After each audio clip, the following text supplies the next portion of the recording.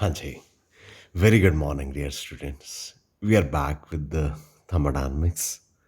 Last time we have finished first law of thermodynamics and limitations आपको पढ़ाई थी first law of thermodynamics की. उसमें हम यहाँ से थ्रेड्स को पकड़ते हैं ना. तो फर्स्ट लॉ ऑफ थर्मोडायनेमिक्स की लिमिटेशन में बताया था कि ये हमें प्रोसेस की फिजिबिलिटी के बारे में नहीं बताते कि हीट कोल्ड एंड से हॉट एंड की तरफ फ्लो करेगी कि नहीं करेगी.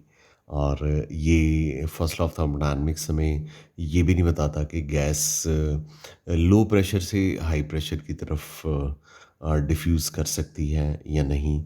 वाटर जो है ज़मीन से पहाड़ पे चढ़ सकता है, ऑफ कोर्स नहीं चढ़ सकता. पर इन क्वेश्चंस के आंसर जो थे फर्स्ट लॉ ऑफ थर्मोडायनेमिक्स के पास नहीं थे. सेकंड लॉ ऑफ थर्मोडायनेमिक्स हम अब्रप्टली नहीं शुरू कर सकते. इसके लिए हमें बहुत सारी टर्म्स जो हैं वो पहले पता होनी चाहिए. पहले हम ये इतना ज़रूर बता देते हैं कि हम second law of thermodynamics of course पढ़ेंगे 2 लेक्चर्स के बाद. लेकिन उससे पहले मैं आपको बता दूं कि स्पॉन्टेनियस और नॉन स्पॉन्टेनियस प्रोसेसेस क्या होते हैं. क्योंकि सेकंड लॉ ऑफ थर्मोडायनेमिक्स की डेफिनेशन को अंडरस्टैंड करने के लिए हमें बहुत सारी टर्मिनोलॉजी जैसे कि स्पॉन्टेनिटी, नॉन स्पॉन्टेनिटी और एंट्रोपी, रैंडमनेस, इन चीज़ों के बारे में पता होना चाहिए. पहले हम वही पढ़ेंगे, फिर उसके बाद हम इनकी डेफिनेशंस पे आएंगे. डिफरेंट केमिस्ट ने इनकी डिफरेंट डेफिनेशंस दी थी. पहले मैं आपको बता दूं कि स्पॉन्टेनियस प्रोसेस क्या होता है. स्पॉन्टेनियस प्रोसेस एक ऐसा प्रोसेस होता है जो या तो अपने आप होता है या उसको आप थोड़ा सा इनिशिएट करो तो वो हो जाए, तो उसे स्पॉन्टेनियस प्रोसेस कहते हैं. जैसे स्टूडेंट्स होते हैं, कुछ अपने आप पढ़ते रहते हैं, तो स्पॉन्टेनिटी है उनमें, तो वो पढ़ते रहते हैं. कुछ के पेरेंट्स सब थोड़ा-सा बस बस हल्का सा ही उनको कहते हैं, "बेटा आज पढ़े नहीं, आज शायद कम पढ़े हो." तो उनको थोड़ा रियलाइज़ होता है और वो पढ़ने बैठ जाते हैं और उनका रिज़ल्ट्स जो हैं, बहुत अच्छे आते हैं. ऐसा शायद होता है कई बार. तो ऐसे ही जो प्रोसेसेस हैं जो अपने आप हो जाएँ उनको स्पॉन्टेनियस प्रोसेसेस कहते हैं. और या जिनको थोड़ा-सा बाहर से धक्का लगे या इनिशिएट कर दिया जाए, फिर अपने आप होते रहें तो उनको स्पॉन्टेनियस प्रोसेस कहते हैं. पहले मैं आपको स्पॉन्टेनियस प्रोसेस के वो वाली एग्ज़ाम्पल्स दूँगा जिनको इनिशिएट भी नहीं करना पड़ता, जो अपने आप हो जाते हैं. उनको you don't have to initiate them even. आपको उनको इनिशिएट भी जो है वो नहीं करना पड़ता, राइट? तो इसमें पहले है फर्स्ट एग्जांपल है इवेपोरेशन ऑफ वाटर. आपने बकेट में वाटर रखा हुआ है या बाहर छत पे कोई कंटेनर है उसमें पानी रखा हुआ है, तो थोड़े दिनों के बाद या 1 मंथ के बाद देखोगे पानी का लेवल नीचे आ जाता है. तो पानी इवेपोरेट कर गया ना, तो आप पानी को कहने तो नहीं गए थे भैया इवेपोरेट हो जाओ, वाटर भाई इवेपोरेट हो जाओ, जलदेव इवेपोरेट हो जाइए. तो ये किसकी एग्जांपल है? ये स्पॉन्टेनियस प्रोसेस की एग्जांपल है जिसके लिए हमें किसी भी इनिशिएशन की ज़रूरत नहीं है. पानी पहाड़ से नीचे गिरता है, तो आप कभी कहते हो पानी को पहाड़ के नीचे गिर, तो फिर वो तभी गिरेगा, नहीं तो नहीं गिरेगा. तो ये भी स्पॉन्टेनियस प्रोसेस की एग्जांपल है. कॉमन सॉल्ट को पानी में डाल दो, तो वो डिज़ॉल्व हो जाता है. तो ये भी एक ऐसी एग्जांपल है स्पॉन्टेनियस प्रोसेस की, जिसमें हमें बाहर से इनिशिएट नहीं करना पड़ता, लेकिन ये स्पॉन्टेनियस प्रोसेस है. और गर्मी हमेशा गर्म बॉडी से ठंडी बॉडी की तरफ जाती है. तो ये आपकी डेफ़िनेटली बहुत ही डेली लाइफ में आपने बहुत बार देखा होगा कि हीट जो है हॉट बॉडी से कोल्ड बॉडी की तरफ जाती है, ठीक है? तो ये कुछ ऐसी एग्ज़ाम्पल्स हैं प्रोसेसेस की जो कि स्पॉन्टेनियस तो हैं लेकिन जो अपने आप हो जाते हैं. हमारे पास फिर कॉमन सॉल्ट की एग्जांपल ले ली हमने शायद. यहाँ पे आप डिसोल्यूशन ऑफ शुगर ले सकते हैं. फिर शुगर भी तो पानी में डिज़ोल्व हो जाती है, उसके लिए आपको कोई इनिशिएशन की ज़रूरत तो नहीं पड़ती। तो dissociation of sugar in water, तो ये भी एक स्पॉन्टेनियस प्रोसेस की एग्जाम्पल है, जहाँ पे आपको बाहर से कोई इनिशिएशन नहीं करनी पड़ती। हाइड्रोजन गैस और आयोडीन गैस को इकट्ठा रख दें, तो इकट्ठा रखने से वो जो है रिएक्शन हो जाता है और हाइड्रोजन आयोडाइड जो है वो बन जाता है।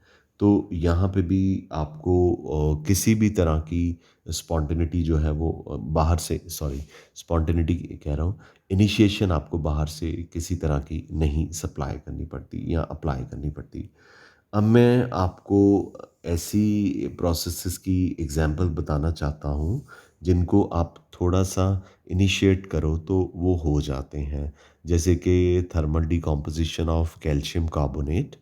तो कैल्शियम कार्बोनेट को आप हीट करोगे तो कैल्शियम ऑक्साइड और कार्बन डाइऑक्साइड बनेगा और फिर ये रिएक्शन कंटिन्यू रहेगा। तो इस रिएक्शन को इनिशिएट करने के लिए आपने क्या किया? हीट किया।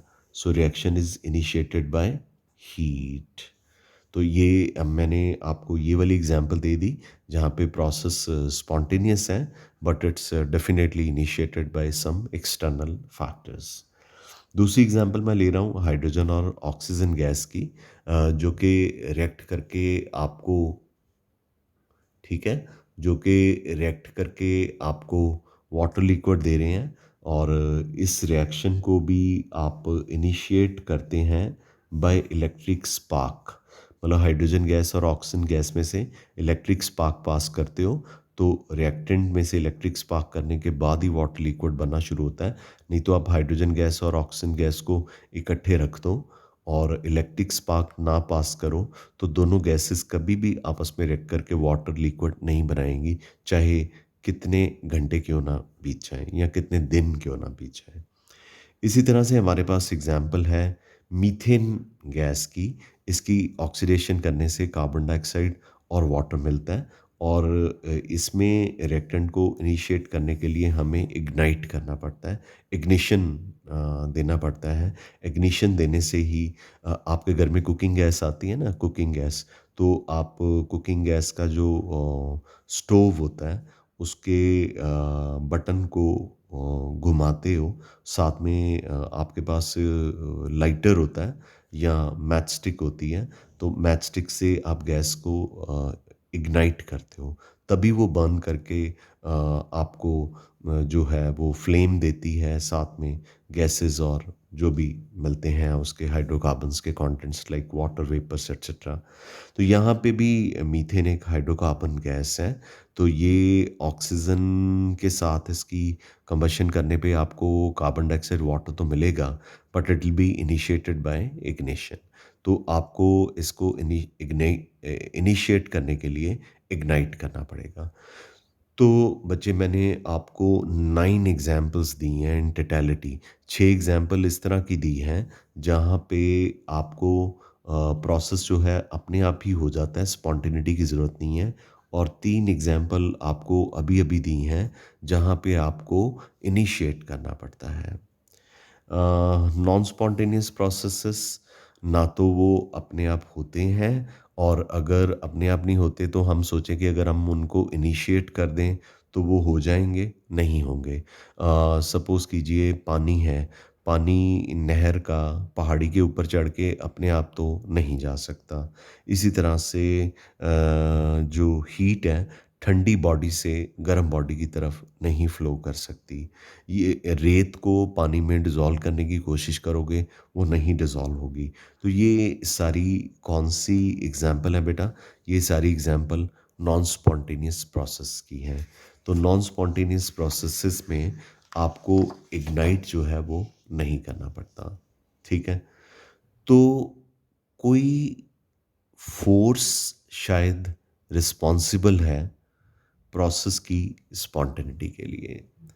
उस फ़ोर्स को जो कि प्रोसेस की स्पॉन्टेनिटी के लिए रिस्पॉन्सिबल है, that force is called as driving force. So driving force is a force which is responsible for spontaneity of process. तो एक ऐसी फोर्स जो कि प्रोसेस की स्पॉन्टेनिटी के लिए रिस्पॉन्सिबल होती है, उसे हम ड्राइविंग फोर्स कहते हैं।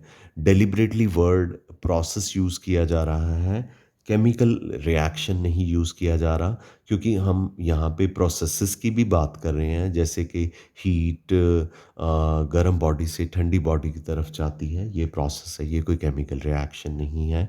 जैसे दो नॉन रिएक्टिंग गैसेस को आपस में मिक्स कर दो, वो मिक्स हो जाती हैं, ये कोई केमिकल रिएक्शन नहीं है, ये एक प्रोसेस है। तो हमने केमिकल रिएक्शन को भी इसमें स्पॉन्टेनिटी में और नॉन स्पॉन्टेनियस में पढ़ना है, ड्राइविंग फोर्स में पढ़ना है और प्रोसेसेस को भी पढ़ना है, और इसलिए हम क्या करते हैं, एक कलेक्टिव टर्म प्रोसेस यूज़ कर लेते हैं। तो एक ऐसी फोर्स जो कि प्रोसेस की स्पॉन्टेनिटी के लिए, मतलब कि रिएक्शन या प्रोसेस होगा कि नहीं होगा, उस फोर्स को हम क्या कहते हैं, ड्राइविंग फोर्स कहते हैं। ड्राइविंग फोर्स जो है वो दो फैक्टर्स पे डिपेंड करती है। पहला फैक्टर है टेंडेंसी फॉर मिनिमम एनर्जी, दूसरा फैक्टर है टेंडेंसी फॉर मैक्सिमम रैंडमनेस। पहले हम पढ़ने जा रहे हैं टेंडेंसी फॉर मिनिमम एनर्जी। पहला फैक्टर हम पढ़ने जा रहे हैं टेंडेंसी फॉर मिनिमम एनर्जी। तो टेंडेंसी फॉर मिनिमम एनर्जी वाले फैक्टर में कहा गया कि एक ऐसा सिस्टम जो कि मैक्सिमम स्टेबिलिटी को एक्वायर करने की कोशिश करे और मिनिमम एनर्जी उसकी हो जाए, तो ये जो है स्टेबिलिटी सिस्टम की इंक्रीज़ कर गई। तो इसका मतलब कि एनर्जी जब मिनिमम हो जाएगी तो स्टेबिलिटी जो है वो इंक्रीज़ कर जाएगी, जो कि थर्मोडायनामिक सिस्टम में यूज़फुल है कि प्रोसेस जो है वो स्टेबल हो गया। जैसे किसी इंसान को बहुत ज़्यादा गुस्सा आता है तो अनस्टेबल हो जाता है। उसका गुस्सा जब ठंडा होता है, वो पहले वो लाल पीला होता है गुस्से से, तो उसका गुस्सा जब ठंडा होता है, उसका उसका एनर्जी लेवल थोड़ा डाउन होता है, तो उसकी एनर्जी जब डिक्रीज़ करती है, शांत हो जाता है, तो वो स्टेबल हो जाता है। हैं? ऐसे ही चाय का गरमा-गरम कप है और वो आपने होठों से लगाया तो आपके होंठ जल गए, आपके लिप्स बर्न हो गए। मतलब इतना गरम था, तो आपने उसको चाय को टेबल पे रख दिया, आपने उसको ठंडा होने के लिए छोड़ दिया। तो वो अपनी हीट, चाय का कप अपनी हीट को सराउंडिंग में लूज़ कर रहा है। क्या करने के लिए? मिनिमम एनर्जी को अटेन करने के लिए और मैक्सिमम स्टेबिलिटी को इंक्रीज़ करने के लिए। और वो, अगर आप उसे नहीं पीना चाहते गुस्से के मारे कि आपने कि उस चाय ने आपके लिप्स ही जला के रख दिए, तो आप उस चाय को छोड़ ही देते हैं, तो चाय गरम जो थी उसका टेम्परेचर उतनी देर तक डिक्रीज़ करता जाएगा, करता जाएगा, करता जाएगा, जब तक उसका टेम्परेचर रूम टेम्परेचर के साथ थर्मल इक्विलिब्रियम में नहीं, थर्मल इक्विलिब्रियम वर्ड तो नहीं, जब तक उसका टेम्परेचर रूम टेम्परेचर के बराबर नहीं हो जाता। तो इसका मतलब चाय के कप ने एनर्जी को मिनिमाइज़ करने की कोशिश की है और स्टेबिलिटी को मैक्सिमम करने की कोशिश की है। मैं इसकी डेफ़िनेटली अब और एग्ज़ाम्पल लेना चाहूँगा। स्टोन एक है, पहाड़ पे पड़ा हुआ है या हाइट पे पड़ा हुआ है, उसका टेंडेंसी होता है कि वो नीचे गिर जाए, ढलान पे है, क्योंकि नीचे आने के बाद उसकी पोटेंशियल एनर्जी जो है मिनिमम हो जाएगी। पहाड़ पे पहाड़ी से पानी या झरने से पानी नीचे की तरफ फ्लो करता है ताकि उसकी एनर्जी मिनिमम हो जाए। ऐसे ही एक वॉच होती है, वुंड वॉच उसे कहते हैं। उसके अंदर एक स्प्रिंग होता है, तो चाबी से उसकी उस सुई से के साथ उसको चाबी देते हैं, तो फिर वो फिर धीरे-धीरे उसके अंदर एक स्प्रिंग होता है, वॉच के अंदर एक स्प्रिंग होता है, जब उसको चाबी देते हैं तो स्प्रिंग जो है वो ऐसे हो जाता है, मिनिमम स्पेस को ऑक्यूपाई करता है। उसके बाद आप चाबी जब फुल हो जाती है घड़ी की, आप चाबी देना बंद कर देते हो। उसके बाद घड़ी की सुइयाँ चलती हैं, तो ये जो स्प्रिंग था खुलना शुरू हो जाता है। तो इसका मतलब इस स्टेट में जो स्प्रिंग थी उसकी मिनिमम एनर्जी थी, तो उसने अपने आप को उतनी देर तक अनवाइंड किया जितना मैक्सिमम हो सकता था। और ज़्यादातर केमिकल रिएक्शन जो हैं, ये तो जनरल एग्जांपल मैंने आपको दी।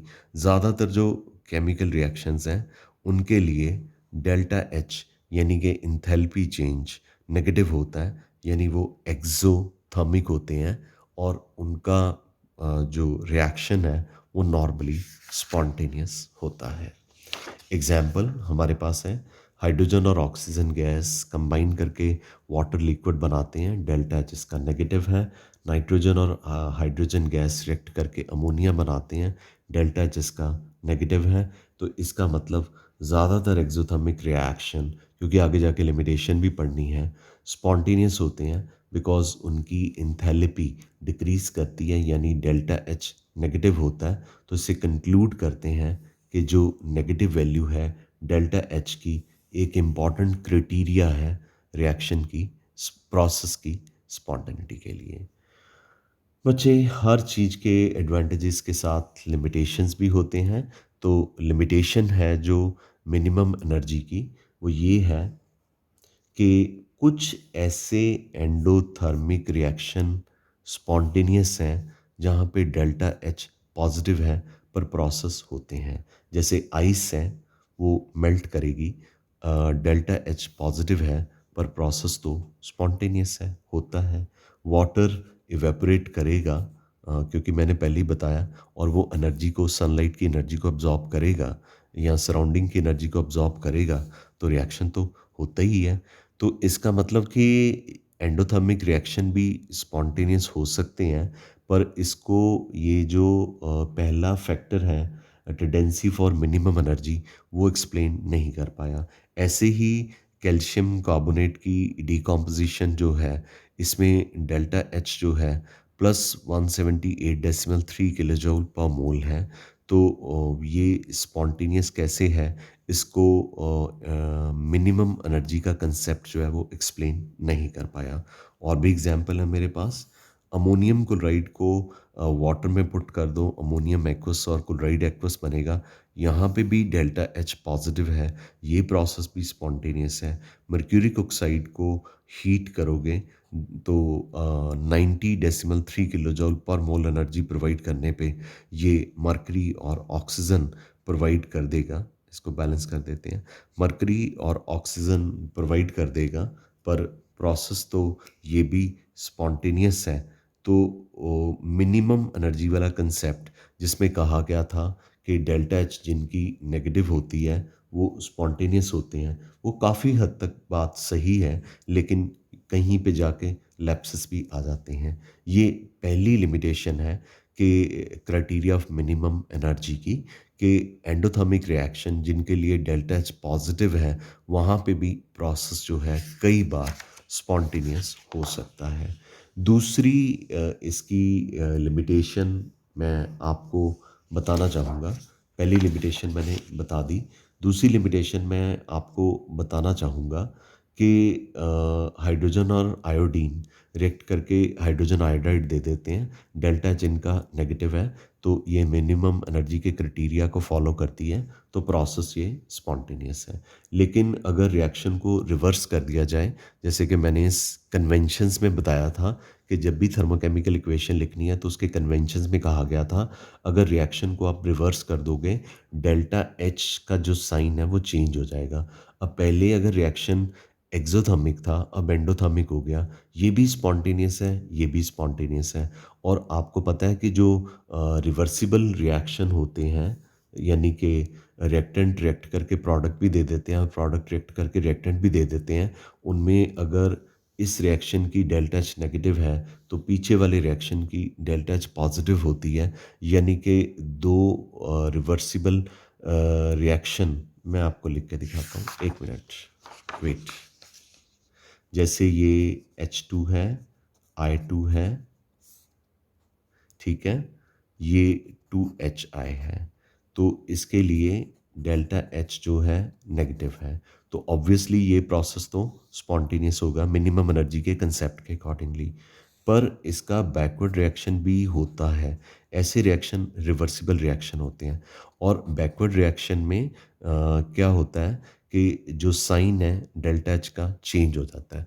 अब साइन चेंज होने से हमें लगता है कि ये एंडोथर्मिक रिएक्शन जो है वो स्पॉन्टेनिटी को फ़ेवर नहीं करेगा, पर रिवर्सिबल रिएक्शन होते ही तब है जब 2 डेल्टा एच जिनकी मैग्नीट्यूड सेम होता है पर साइन ऑपोज़िट होता है। लाइक ये जितनी एनर्जी अब्ज़ॉर्ब करेगा, ये जितनी एनर्जी रिलीज़ करेगा फॉरवर्ड रिएक्शन यानी कि जो इस तरफ हो रहा है, उतना ही बैकवर्ड रिएक्शन एनर्जी को क्या करेगा? अब्ज़ॉर्ब करेगा। ये रिवर्सिबल रिएक्शन है। इसमें एक्ज़ोथर्मिक रिएक्शन भी हो रहा है, एंडोथर्मिक रिएक्शन भी हो रहा है। जब ये रिएक्ट करके हाइड्रोजन आयोडाइड देते हैं, इस रिएक्शन को फॉरवर्ड रिएक्शन कहते हैं और जब हाइड्रोजन आयोडाइड ब्रेक करके हाइड्रोजन और आयोडाइड दे देना है, इस रिएक्शन को बैकवर्ड रिएक्शन कहते हैं। तो जिसमें फॉरवर्ड और बैकवर्ड रिएक्शन हो रहे हों पर डेल्टा एच दोनों की ऑपोजिट साइन में हो तो क्राइटेरिया ऑफ मिनिमम एनर्जी कहता है कि फॉरवर्ड रिएक्शन होना चाहिए, बैकवर्ड नहीं होना चाहिए, लेकिन ये होता है। इसलिए ये भी मिनिमम एनर्जी के क्राइटेरिया के एक क्या है लिमिटेशन है। तीसरी लिमिटेशन बड़ी इंटरेस्टिंग है। ऐसे रिएक्शन जिनके लिए डेल्टा एच ज़ीरो है, ना नेगेटिव ना पॉजिटिव, वो भी स्पॉन्टेनियस हैं। जैसे कि स्टेरिफिकेशन रिएक्शन के बारे में आपने रिएक्शन तो पढ़ा हुआ है 10th स्टैंडर्ड में। कार्बोक्सिलिक एसिड यानी acetic acid ethyl alcohol react करके आपको एस्टर और वाटर दे रहे हैं। Reaction is esterification reaction. इसमें delta H is equal to zero है। अगर delta H is equal to zero है तो प्रोसेस ना एक्सोथर्मिक है ना एंडोथर्मिक है, लेकिन रिएक्शन तो हो रहा है। मैं आपको एक और एग्जांपल देता हूँ। यहाँ पे मेरे पास एक छोटा कंटेनर है। इसकी जो वॉल्स हैं इंसुलेटेड हैं। इसको कनेक्ट किया हुआ मैंने इवैक्यूएटेड वेसल के साथ और पहले यहाँ पे एक स्टॉपर लगा हुआ था। यहाँ पे गैस को कंप्रेस किया हुआ। स्टॉपर को मैंने खोल दिया, गैस चली गई इधर, ठीक है? उसको ज़्यादा वॉल्यूम मिल गया तो गैस इधर चली गई। जब वो गैस को ज़्यादा वॉल्यूम मिल गया तो नेचुरली गैस इधर चली जाएगी। तो इसके लिए कोई केमिकल रिएक्शन तो हुआ नहीं। तो डेल्टा एच ना पॉजिटिव होगा ना नेगेटिव होगा, तो डेल्टा एच क्या होगा? ज़ीरो होगा। तो ये भी एग्जाम्पल है expansion of ideal gas into vacuum. ये इवैक्यूएटेड वेसल मतलब वैक्यूम। यहाँ पे भी डेल्टा एच जो है ज़ीरो है और यहाँ पे जो कंप्रेस गैस ली गई है आइडियल गैस है and there is no reaction at all. So there is no question of having delta H is equal to positive value और delta H is equal to negative value. Further मैं बताना चाहूँगा ये vessels insulated हैं, कोई heat अंदर नहीं जा सकती, कोई बाहर नहीं आ सकती, तो क्यू का होगा ज़ीरो। ये इवैक्यूएटेड वेसल है, इसके ऊपर जो एक्सटर्नल प्रेशर होगा वो कितना होगा? ज़ीरो। तो वर्क डन कितना होगा? कैसे होता है? Minus P into delta we. अब पी ज़ीरो है तो ज़ीरो को डेल्टा वी से मल्टीप्लाई करोगे वो भी ज़ीरो हो जाएगा, तो W हमारा क्या आ जाएगा? ज़ीरो आ जाएगा। तो इसकी इंटरनल एनर्जी भी ज़ीरो होगी। कैसे? फर्स्ट लॉ ऑफ थर्मोडायनामिक्स के अकॉर्डिंगली डेल्टा U किसके इक्वल होता है? Q प्लस W के। अब Q क्या है? ज़ीरो है। W क्या है? ज़ीरो है। तो डेल्टा U क्या हो गया? ज़ीरो। तो एक बार फिर से बताना चाहूँगा कि डेल्टा यू क्या हो गया? ज़ीरो। लाइक मैंने बताया कि ये इंसुलेटेड वॉल्स हैं, कोई हीट अंदर नहीं जा सकती और ये इवैक्यूएटेड वेसल है और इसके ऊपर एक्सटर्नल प्रेशर जो है वो ज़ीरो अप्लाई हो रहा है। तो चूँकि इंसुलेटेड वेसल है, कोई हीट अंदर नहीं जा सकती तो क्यू क्या हो गया? ज़ीरो। पी एक्सटर्नल क्या हो गया? Zero. W is equal to minus P external into delta V. P zero है तो ज़ीरो को डेल्टा वी से मल्टीप्लाई करोगे ज़ीरो आ जाएगा। डब्ल्यू बी कितना हो गया? ज़ीरो हो गया। और फर्स्ट लॉ ऑफ थर्मोडायनामिक्स के accordingly delta U is equal to Q plus W. Q zero है, डब्ल्यू ज़ीरो है तो डेल्टा यू क्या हो गया? ज़ीरो। इसका मतलब कि इस गैस की इंटरनल एनर्जी जो है वो भी कितनी है? ज़ीरो है। चलो एनीवे ये तो आपको वैसे ही आउट ऑफ द वे बता दिया, लेकिन मैं जो बताना चाहता था एग्ज़ैक्टली आपको वो ये कि जब किसी आइडियल गैस को आप वैक्यूम में एक्सपांड करते हैं तो कोई केमिकल रिएक्शन नहीं होता, डेल्टा एच ना नेगेटिव होता है ना पॉजिटिव होता है। सो डेल्टा एच ज़ीरो होता है, लेकिन प्रोसेस फिर भी क्या होता है, स्पॉन्टेनियस। स्पॉन्टेनियस मतलब गैस फैल गई ना इसमें, फैल गई तो मतलब स्पॉन्टेनियस हो गया, मतलब कि गैस मूव कर गई। तो गैस मूव कर गई तो प्रोसेस, इसीलिए मैंने कहा कि हम वर्ड प्रोसेस यूज़ करेंगे इंस्टेड ऑफ केमिकल रिएक्शन। मैं चौथी इसकी जो है आपको लिमिटेशन बताना चाहूँगा क्राइटेरिया ऑफ मिनिमम एनर्जी की। कुछ ऐसे रिएक्शन फाइंड आउट किए गए हैं, यस, कुछ ऐसे रिएक्शन फाइंड आउट किए गए हैं जिनकी डेल्टा एच की वैल्यू नेगेटिव है, नेगेटिव। तो ऑब्वियसली अंडरस्टैंडेबल है कि अगर डेल्टा एच की वैल्यू नेगेटिव है तो वो स्पॉन्टेनियस होनी चाहिए, लेकिन वो कंप्लीट ही नहीं होते, कभी कंप्लीट नहीं होते, rarely gets completed in spite of the fact कि उनकी डेल्टा एच की वैल्यू नेगेटिव है, दे आर नेवर कंप्लीटेड। तो कंक्लूजन हमारा ये निकलता है कि एनर्जी फैक्टर, जो मिनिमम एनर्जी वाला फैक्टर था, वो एक अकेला क्राइटेरिया नहीं है जो प्रोसेस की स्पॉन्टेनिटी के बारे में बताएगा, बल्कि कुछ और भी क्राइटेरिया होना चाहिए जो प्रोसेस की स्पॉन्टेनिटी के बारे में बताएगा। और उस दूसरे प्रोसेस का नाम मैंने बताया था, उस दूसरे प्रोसेस का नाम है टेंडेंसी फॉर मैक्सिमम रैंडमनेस। तो जो दूसरा प्रोसेस है, जो फर्स्ट प्रोसेस की लिमिटेशन को कवर अप करेगा, that is tendency for maximum randomness. Got it? तो अब हम वो दूसरा प्रोसेस जो है पढ़ने जा रहे हैं। दूसरा प्रोसेस है टेंडेंसी फॉर मैक्सिमम रैंडमनेस। इसमें कहा गया कि ऑर्डर्ड से लेस ऑर्डरली या रैंडम मोशन में कोई काम हो तो प्रोसेस जो है वो स्पॉन्टेनियस हो जाता है। पहले रैंडमनेस के बारे में एक आइडिया सा ले लेते हैं। आपकी क्लास लगी हुई है, हाँ? तो वो क्लास ऑफलाइन है, टीचर स्ट्रिक्ट है और वो पढ़ा रहे हैं और आप पीछे से कोई शरारत नहीं कर रहे, काम कर रहे हो। स्कूल का टीचर, स्कूल में आप पढ़ रहे हो and all of sudden last period था तो बेल हो गई, अभी टीचर आर्टिकल के बीच में ही था, तो आप लोगों ने एकदम से विस्परिंग करनी शुरू कर दी कि अच्छा हुआ बेल हो गई, और टीचर कहता है अच्छा चलो फिर कल पढ़ाएंगे। उसके बाद क्या होता है मुझे बताने की ज़रूरत नहीं है कि सारे स्कूल में क्या हालत होती है बच्चों की। कोई किसी को धक्का मार रहा होता है, कोई किसी की चोटी खींच रहा होता है, कोई लेग पुलिंग कर रहा होता है, कोई किसी को बैग मार रहा होता है, कोई गले में बाजू डाल के दूसरे के घूम रहा होता है। लाइक रैंडमनेस सी हो जाती है, ऑर्डरलेस। जो क्लास में एक ऑर्डर था वो ख़त्म हो जाता है, ये रैंडमनेस होती है। तो हम इनको गैसेस की हेल्प से समझते हैं ना। तो ये इस बल्ब में हीलियम गैस है, ब्लैक स्पॉट्स के साथ दिखाई गई है। ये वॉल्व है, उसने इन दोनों कंटेनर को अलग रखा हुआ है, दोनों कंटेनर कनेक्टेड हैं, अदरवाइज इसमें रेड स्पॉट के साथ नियॉन गैस है। मिक्स करने से पहले तो आपने ये वाल्व को खोल दिया, तो गैसेस को इसको इधर और इसको इधर आने दिया, ज़्यादा वॉल्यूम दोनों को प्रोवाइड कर दिया।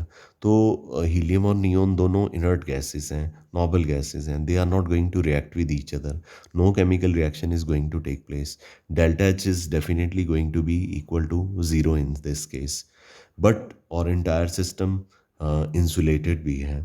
तो सिस्टम जो है ऑर्डरली स्टेट से डिसऑर्डरली स्टेट में चला गया, तो इस स्टेट को रैंडमनेस कहा जाता है। मैंने आपको रैंडमनेस का आइडिया दिया है, तो इसका मतलब कि जब रैंडमनेस होती है तो प्रोसेस क्या हो जाते हैं, स्पॉन्टेनियस हो जाते हैं। यानी कि अगर मिनिमम एनर्जी वाला क्राइटेरिया प्रोसेस की स्पॉन्टेनिटी को एक्सप्लेन ना कर पाए, तो tendency to acquire maximum randomness वाला जो क्राइटेरिया है, ये प्रोसेस की स्पॉन्टेनिटी को एक्सप्लेन करेगा। हम इसकी एग्जांपल्स पढ़ते हैं। एग्जांपल है, कैल्शियम कार्बोनेट की एग्जांपल आप पहले भी पढ़ चुके हैं। आप इसे बाहर से हीट दे रहे हैं और ये सॉलिड और कार्बन डाइऑक्साइड गैस में कन्वर्ट हो रहा है। प्रोसेस जो है वो एंडोथर्मिक है, पर फिर भी हो रहा है। तो ये सॉलिड स्टेट में तो कैल्शियम कार्बोनेट के मॉलिक्यूल ऑर्डर्ड थे, पकड़े हुए थे एक जगह पे, पर ये कैल्शियम ऑक्साइड और कार्बन डाइऑक्साइड में कन्वर्ट हो गया। कैल्शियम ऑक्साइड तो सॉलिड है, पर कार्बन डाइऑक्साइड गैस है। गैस के मॉलिक्यूल तो रैंडमली मोशन में मूव कर सकते हैं। इसका मतलब ऑर्डर्ड स्टेट जो है रैंडम मोशन में चली गई, तो प्रोसेस जो है वो पॉसिबल है। अगर डेल्टा एच की नेगेटिव वैल्यू जो है प्रोसेस की स्पॉन्टेनिटी को एक्सप्लेन करती है, तो पॉजिटिव वैल्यू भी एक्सप्लेन कर सकती है अगर प्रोसेस लेस रैंडम स्टेट से मोर रैंडम स्टेट में चला जाए। ये तो परफेक्टली ऑर्डर्ड स्टेट है और इसमें गैस के मॉलिक्यूल तो भागते फिरते हैं। इसी तरह से इवेपोरेशन ऑफ वाटर को एक्सप्लेन कर सकते हैं। इवेपोरेशन ऑफ वाटर में लिक्विड मॉलिक्यूल लेस रैंडम होते हैं, लेकिन जब वो इवेपोरेट करके गैस में कन्वर्ट होते हैं तो मोर रैंडम हो जाते हैं। तो ज़्यादा रैंडमनेस की वजह से प्रोसेस जो है वाटर का इवेपोरेशन जो है वो स्पॉन्टेनियस है। हालांकि इस केस में भी डेल्टा एच जो है वो पॉजिटिव है। फ्यूजन ऑफ आइस, आइस जब मेल्ट करती है, आइस जब सॉलिड स्टेट में होती है तो उसमें तो वाटर मॉलिक्यूल एक परफेक्टली ऑर्डर्ड अरेंजमेंट में होते हैं और लिक्विड में मॉलिक्यूल किनेटिक एनर्जी गेन करते हैं, इधर उधर मूव करते हैं। तो ऑर्डर्ड से डिसऑर्डर में यानी रैंडम स्टेट में चला गया। इसलिए डिस्पाइट ऑफ द फैक्ट कि डेल्टा एच इसकी पॉजिटिव है, पर प्रोसेस जो है वो स्पॉन्टेनियस है। इसी तरह से मेरे पास एक और एग्जांपल है, जो पीछे मैंने दी थी एग्जांपल, वही यहाँ पे दे रहा हूँ कि अमोनियम क्लोराइड को वाटर में डाला, तो अमोनियम क्लोराइड सॉलिड स्टेट में था, लेकिन वाटर में डालने पे अमोनियम आयन एक्वस में चले गए, क्लोराइड आयन एक्वस में चले गए। पहले एक अमोनियम क्लोराइड इकट्ठा क्रिस्टल सॉलिड था, लेकिन अब ये क्या बन गया, एक्वस फॉर्म में कटायन और अनायन की फॉर्म में वाटर में मूव कर रहा है रैंडम मोशन में। तो हालांकि इसकी डेल्टा एच जो है वो पॉजिटिव है, पर फिर भी प्रोसेस स्पॉन्टेनियस इसलिए है क्योंकि इसकी रैंडमनेस सॉलिड से लिक्विड स्टेट में चली गई है। मर्क्यूरी ऑक्साइड सॉलिड होता है, इसको आप 90.3 किलो जूल एनर्जी बाहर से प्रोवाइड करते हो। बेशक प्रोसेस जो है वो एंडोथर्मिक है, लेकिन ये लिक्विड और गैशियस फॉर्म में इसके प्रोडक्ट मिले हैं जो कि ज़्यादा रैंडम है किसके कंपैरेटिवली, रिएक्टेंट के कंपैरेटिवली। इसलिए ये प्रोसेस भी जो है वो क्या है, स्पॉन्टेनियस है। I am sure this is clear to you. ठीक, आगे बच्चा, इसकी भी लिमिटेशंस होंगी डेफिनेटली। मैक्सिमम रैंडमनेस की भी लिमिटेशन होगी। जब किसी गैस को लिक्विफाई करते हो, सोच के देखो, गैस को लिक्विफाई करते हो तो ज़्यादा रैंडम क्या है, गैस। लिक्विड स्टेट उसकी क्या है, लेस रैंडम। प्रोसेस पॉसिबल है। अब रैंडमनेस इसे एक्सप्लेन नहीं कर पा रही, पर डेल्टा एच इसका नेगेटिव है, यानी एनर्जी ये रिलीज करता है जब गैस से लिक्विड फॉर्म में कन्वर्ट होता है। इसका मतलब अगर किसी प्रोसेस को रैंडमनेस का क्राइटेरिया एक्सप्लेन नहीं कर पाएगा तो डेल्टा एच एक्सप्लेन कर पाएगा, और अगर किसी प्रोसेस को डेल्टा एच नहीं एक्सप्लेन कर पाएगा तो रैंडमनेस एक्सप्लेन कर पाएगा। आई रिपीट अगेन, गैस के मॉलिक्यूल बहुत रैंडम स्टेट में है, उसको आपने लिक्विड बना दिया, लिक्विड के मॉलिक्यूल लेस रैंडम है, तो इसका मतलब रैंडमनेस का क्राइटेरिया इसको फेवर नहीं कर रहा। तो फिर क्या फेवर कर रहा है, हमने इसका डेल्टा एच देखा, एनर्जी रिलीज हो रही थी, तो मतलब कि एनर्जी वाला फैक्टर इसको फेवर कर रहा है। तो इसका मतलब ड्राइविंग फोर्स दो फैक्टर की बनी हुई है, एक मिनिमम एनर्जी, यानी या तो डेल्टा एच नेगेटिव हो जाए, या जो सिस्टम है प्रोसेस है लेस रैंडम से मोर रैंडम हो जाए, तो प्रोसेस जो है वो स्पॉन्टेनियस होता है। लेकिन अगर दोनों ही हो जाएँ, डेल्टा एच भी नेगेटिव हो और सिस्टम लेस रैंडम से मोर रैंडम हो जाए, तो प्रोसेस बिकम हाइली स्पॉन्टेनियस, बहुत जल्दी और रैपिडली हो जाता है। इसी तरह से किसी गैस को आप या किसी लिक्विड को सॉलिडिफाई करते हो, जैसे पानी को बर्फ़ बनाते हो, तो वो होता ही है ना, तो वहाँ पे डेल्टा एच जो है वो रिलीज़ होती है। इसका मतलब कि एनर्जी फैक्टर की तरह ही रैंडमनेस अकेला, अलोन कैन नॉट, कौन? Randomness alone can not be sole, मतलब only criteria for spontaneity of process. I'm sure this is clear to you. Now, I wanted to give you a conclusion over here. My conclusion and your conclusion and author's conclusion is कि process की spontaneity दो factors पे depend करती है, tendency of system to attain state of minimum energy and number two tendency of system to attain maximum randomness.